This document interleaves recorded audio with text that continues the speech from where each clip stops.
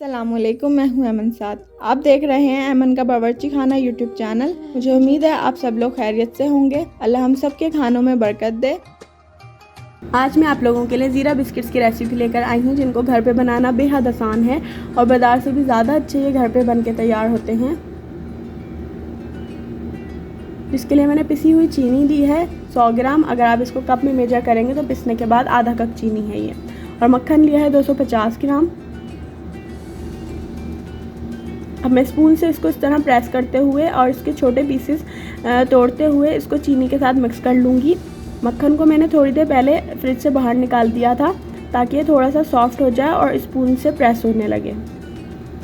आप भी थोड़ी देर पहले इसको बाहर निकाल दीजिएगा। अगर बहुत हार्ड बटर होगा तो चीनी के साथ आराम से मिक्स नहीं होगा, बहुत ज़ोर लगाना पड़ेगा।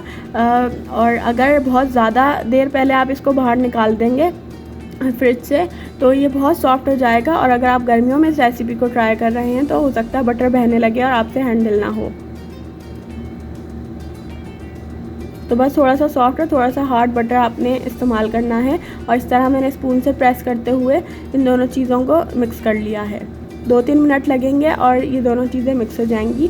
और हमने पिसी हुई चीनी भी इसलिए इस्तेमाल की है ताकि ये बटर में आराम से मिक्स हो जाए। अगर हम दानेदार चीनी इस्तेमाल करते तो वो इतने आराम से बटर में मिक्स नहीं होती जब तक हम उसमें कोई गीली चीज़ नहीं डाल देते। जब आपको लगे दोनों चीज़ें मिक्स हो गई हैं तो एक अंडा डाल दें। अंडा चाहें तो रूम टेम्परेचर का भी हो सकता है और चाहें तो फ्रिज का रखा हुआ ठंडा अंडा भी इसमें इस्तेमाल किया जा सकता है। बस मैंने जिस तरह मक्खन और चीनी को एक दूसरे के साथ मिक्स किया था प्रेस करते हुए स्पैचुला से, इसी तरीके से मैं बटर को भी मिक्स कर लूँगी। मज़ीद 2-3 मिनट लगेंगे और ये तीनों चीज़ें आपस में मिक्स हो जाएंगी। एक स्मूथ सा पेस्ट सा बन जाएगा। मैंने इसमें इलेक्ट्रिक बीटर इस्तेमाल नहीं किया, इसलिए सब लोग इस रेसिपी को आराम से ट्राई कर सकते हैं। सारा काम मैंने स्पून से ही किया है। बस जब मुझे लगा सारी चीज़ें मिक्स हो गई हैं तो मैंने इसमें 1 चुटकी बेकिंग पाउडर डाला है और अब मैं इसमें वनीला पाउडर डाल रही हूँ। ये मेरे पास वनीला पाउडर है, इसको मैं 2 चुटकी शामिल कर रही हूँ। और अगर आप लोगों के पास हो तो डाल दें, ना हो तो ना डालें। इस तरह का एक पाउडर होता है, बिल्कुल बारीक से दाने होते हैं इस पाउडर के। इसको बिस्किट्स में डालने से बिस्किट्स का टेस्ट बहुत अच्छा हो जाता है।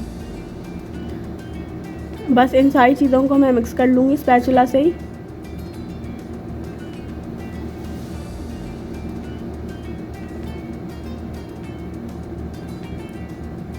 ज़्यादा देर तक मिक्सिंग नहीं करनी कि बटर बहुत ही ज़्यादा बहने लगे। बस जब थोड़ी देर हुई थी और ये सारी चीज़ें मिक्स हो गई थी तो मैंने मैदा इसमें शामिल किया है। 375 ग्राम है ये मैदा। अगर आप लोग इसे कप में मेजर करना चाहेंगे तो 2 कप के साथ 1/3 कप और डाल दें मैदा इस मिक्सचर में, तो आपके पास 375 ग्राम मैदा बन जाएगा। बस मैंने स्पून से इन दोनों चीज़ों को मिक्स कर लिया है, यानी कि मैदे को बटर वाले मिक्सचर में मिक्स कर रही हूँ। आप लोग चाहें तो हाथ का भी इस्तेमाल कर सकते हैं।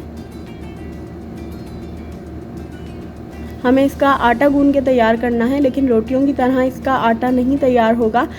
जो हम रोटियों के लिए आटा गूंदते हैं उस तरह का नहीं होगा। एक स्मूथ सा एक डो तैयार होगा। अभी मैं आगे आप लोगों को दिखाऊंगी इसका टेक्सचर। अब जब थोड़ी देर हुई थी और मैदा थोड़ा सा मिक्स होने लगा था बटर के साथ तो मैंने स्पून हटा दिया, स्पैचुला हटा दिया और मैं हाथ से इसको मिक्स कर रही हूँ। आप लोग चाहें तो इसी बर्तन में इसको पूरा गूंद सकते हैं, किसी भी बर्तन में, और चाहें तो थाल का भी इस्तेमाल कर सकते हैं। थाल पे भी इस मिक्सचर को तैयार कर सकते हैं, लेकिन मैं इसको एक साफ़ काउंटर पे निकाल के इसको हाथ की मदद से मिक्स करूँगी। इस तरह मैंने काउंटर पे इसको निकाल लिया है। थोड़ा सा मैदा है अभी इसमें, पहले ही निकाल लिया था मैंने ताकि बाउल भी अच्छी तरह साफ़ हो जाए। अब मैंने हाथ की मदद से इसको समेटते हुए इसका डो बनाना है। इस तरह प्रेस करते हुए बनाइएगा।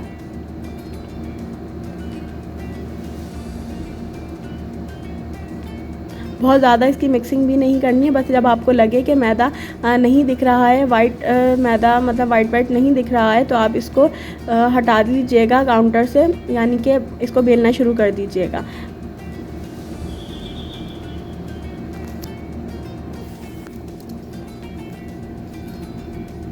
अभी देखें आप, ये काउंटर पे भी चिपक रहा है और थोड़ा सा बिखर रहा है ये मिक्सचर। थोड़ी देर मैं इसको 1-2 मिनट के लिए मज़ीद नीट करूँगी। इस तरह से प्रेस करते हुए, इसको मसलते हुए गूँधूँगी। तो ये देखें अब काउंटर पे चिपकना भी बंद हो गया है और ये आराम से फोल्ड भी हो रहा है।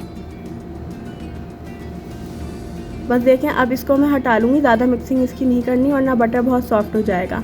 इस तरह का टेक्सचर होगा इसका। हाँ, आटे की तरह नहीं है ये।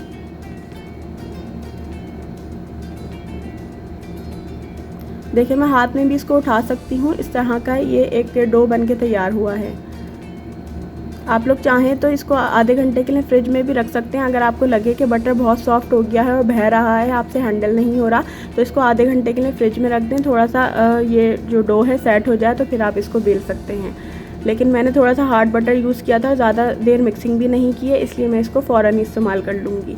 थोड़ा सा मैदा मैंने डस्ट किया है काउंटर पे और इस तरह इसको एक बड़े से पेड़े की शक्ल देके अब हाथ से मैं इसको फैलाऊँगी। थोड़ा सा मैदा मैंने ऊपर डस्ट किया है और हाथ की मदद से ही मैं इसको फैला रही हूँ। हाथ पे भी मेरे मैदा लगा हुआ है। जितना मैं फैला सकती हूँ उतना फैला लूँगी। इसकी थिकनेस रखनी है, मतलब थोड़ा सा मोटा ही रखना है इसको, बहुत रोटी की तरह बारीक नहीं कर लेना। बस अब मैं बेलन से इसको बेलूँगी। थोड़ा थोड़ा सा मैदा मैं बेलन पे भी लगा रही हूँ ताकि बेलन पे ये चिपके नहीं। ये बहुत सॉफ्ट होता है और बटर होता है इसमें अच्छा खासा, तो ये बेलन पे चिपकता है।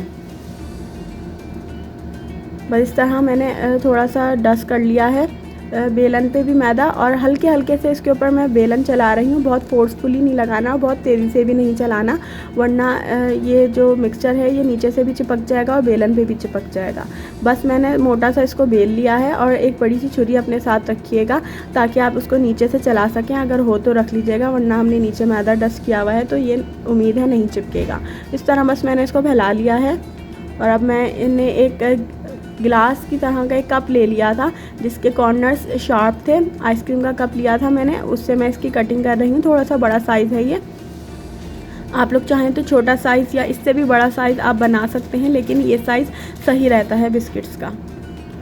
आप लोग चाहें तो किसी भी कटर से, किसी भी शेप के कटर से आप इसको काट सकते हैं। आप लोग किसी बॉटल के कैप से भी कटिंग कर सकते हैं। और अगर आप लोग इस तरह कटिंग नहीं करना चाह रहे तो आप लोग छुरी से भी इसके स्क्वायर पीसेस काट सकते हैं। चकोर शक्ल में इसको काट के सारे बेक कर लें। उससे ये होगा कि जो अभी साइड में मिक्सचर बच रहा है इसको दोबारा से जमा करके बेलना नहीं पड़ेगा।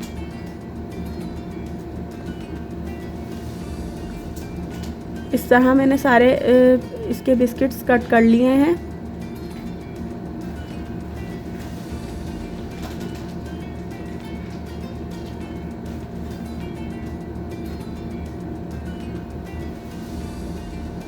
अब मैंने 1.5 खाने का चमचा ज़ीरा लिया है और उसके ऊपर स्प्रिंकल कर रही हूँ।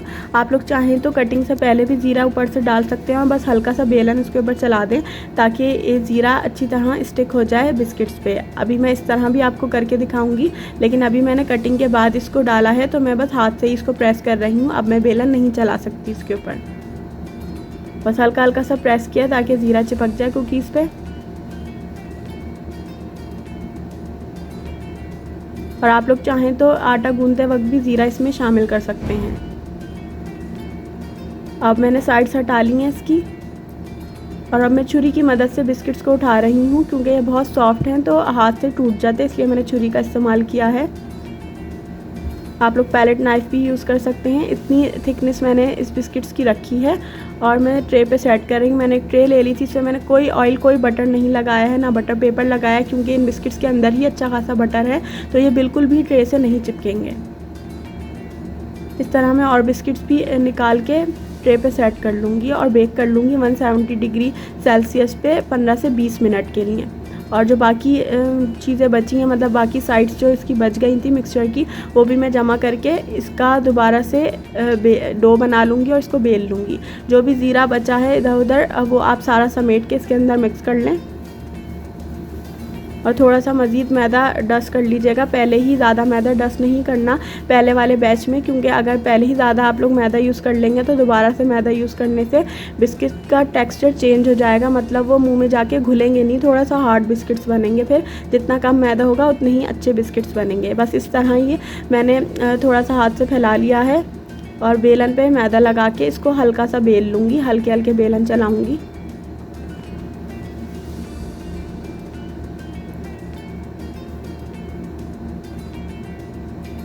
अब थोड़ा सा आसान होगा इस डो को मैनेज करना, क्योंकि इसमें मैदे की क्वांटिटी थोड़ी सी ज़्यादा हो गई है, तो अब ये चिपकेगा नहीं बिल्कुल भी।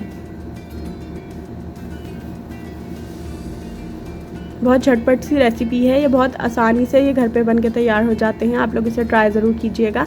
अब देखें, मैंने पहले ही जो मैंने ज़ीरा बचाया था वो मैंने पहले ही डाल दिया है, कटिंग के से पहले ही डाल दिया है, और बस हल्का सा बेलन इसके ऊपर चलाया है। आप कोई भी तरीका इख्तियार कर सकते हैं।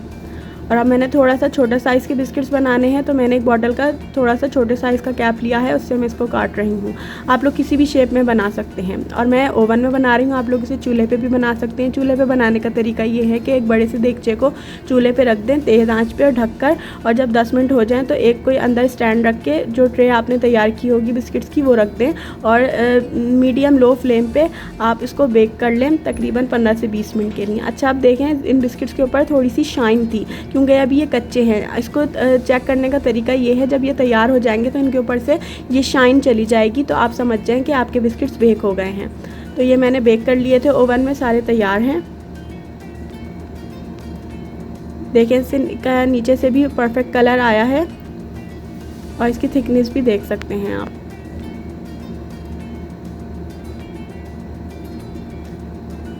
देखिए, एक बड़े साइज़ का मैंने बिस्किट बनाया था, और एक थोड़े से छोटे साइज़ का बिस्किट मैंने तैयार किया है। आप लोग किसी भी साइज़ का, किसी भी शेप का आप बिस्किट्स बना सकते हैं। तो ये थी ज़ीरा बिस्किट्स की रेसिपी, बहुत ही झटपट बनने वाली और बहुत ही मज़ेदार ये रेसिपी। आप लोग इसे ट्राई करेंगे तो आपको पता लगेगा, और आप लोग बाज़ार से बिस्किट्स लेना ही भूल जाएंगे जब आप इस रेसिपी को ट्राई करेंगे। तो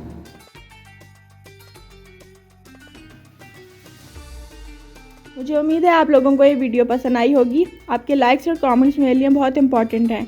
इससे मुझे और वीडियोस बनाने में मोटिवेशन मिलती है।